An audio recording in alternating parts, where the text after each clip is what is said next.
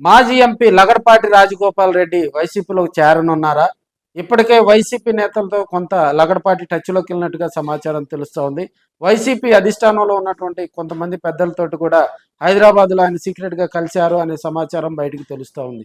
ఎందుకంటే 2014లో రాష్ట్ర విభజన జరిగిన తర్వాత తెలంగాణ రాష్ట్రం కనుక విడిపోతే తాను పొలిటికల్గా రాజకీయ సన్యాసం చేపడతానని ఛాలెంజ్ చేసి తెలంగాణ రాష్ట్రం విడిపోయిన తర్వాత ఆ మాటకు కట్టుబడి మరి రాజకీయ సన్యాసం చేసినటువంటి తన ఎంపీ పదవిని కూడా తృణప్రాయంగా వదిలేసి రాజకీయ సన్యాసం చేసినటువంటి మాట మీద నిలబడిన వ్యక్తిగా కూడా లగడపాటి రాజగోపాల్కు మరి రెండు తెలుగు రాష్ట్రాల్లో కూడా ఒక ప్రత్యేకమైనటువంటి గుర్తింపు ఉంది.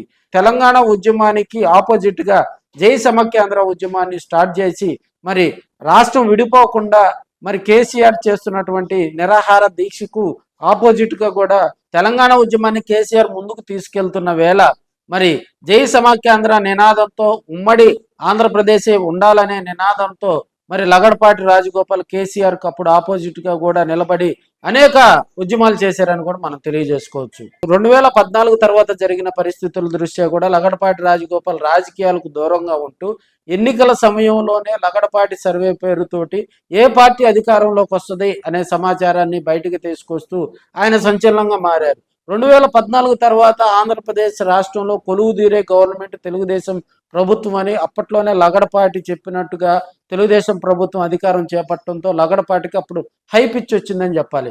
మళ్ళీ 2019లో జరిగినటువంటి ఎన్నికల్లో కూడా తెలుగుదేశం పార్టీ గెలుస్తుందని చెప్పి లగడపాటి అప్పుడులో టంకా కొట్టినా కూడా అది క్లియర్ కాకుండా అనూహ్యంగా వైసీపీ అధికారంలోకి రావడంతో లగడపాటి సర్వేలు కూడా మానేసి సర్వేలకు స్వస్తి పలికి ఆయన సర్వేలు కూడా మానేయటం జరిగింది. రాజకీయంగా కూడా ఆయన ఎక్కడ ఉపన్యాసాలు కానీ పొలిటికల్ వేదికల్లో కానీ ఎక్కడ కూడా లగడపాటి కనుమరుగయ్యారు. సో ఇప్పుడున్న పరిస్థితుల్లో కూడా జగన్మోహన్ రెడ్డి గతంలో కాంగ్రెస్ పార్టీలో పనిచేసిన వాళ్ళలో కానీ దివంగత వైఎస్ఆర్తో నడిచినటువంటి కొంత సీనియర్ లీడర్స్ను హక్కును చేర్చుకునేందుకు కూడా ఒక అడుగు ముందుకేసాడని తెలియజేసుకోవచ్చు. 2024 అధికారం పోయిన తర్వాత వైసీపీకి మళ్ళీ అధికారంలోకి రావాలంటే జరగబోయేటువంటి పరిస్థితులు ముందుగానే బేరీజ్ వేసుకొని ఎవరైతే సీనియర్ లీడర్స్ ఉన్నారో వారందరినీ ఒక చోటకు చేర్చుకొని వారితోటి కూడా ఏకాంతంగా మాట్లాడుతున్నట్టు కొంత సమాచారం తెలుస్తూ ఉంది. దీనిలో భాగంగా శైలజనాథ్ లాంటి లీడర్స్ మాజీ మంత్రులుగా మనకి కాంగ్రెస్ పార్టీలో పనిచేసినటువంటి లీడర్స్ను కూడా మరి జగన్మోహన్ రెడ్డి గారు చేర్చుకోవడం జరిగింది. ఆ కోవకు చెందినటువంటి వ్యక్తిగా కూడా లగడపాటి రాజగోపాల్ ఇప్పటికే వైసీపీ అధిష్టానం 1-2 సిట్టింగులు వేసి లగడపాటి రాజగోపాల్తో కూడా చర్చలు జరిపినట్టుగా సమాచారం తెలుస్తూ ఉంది.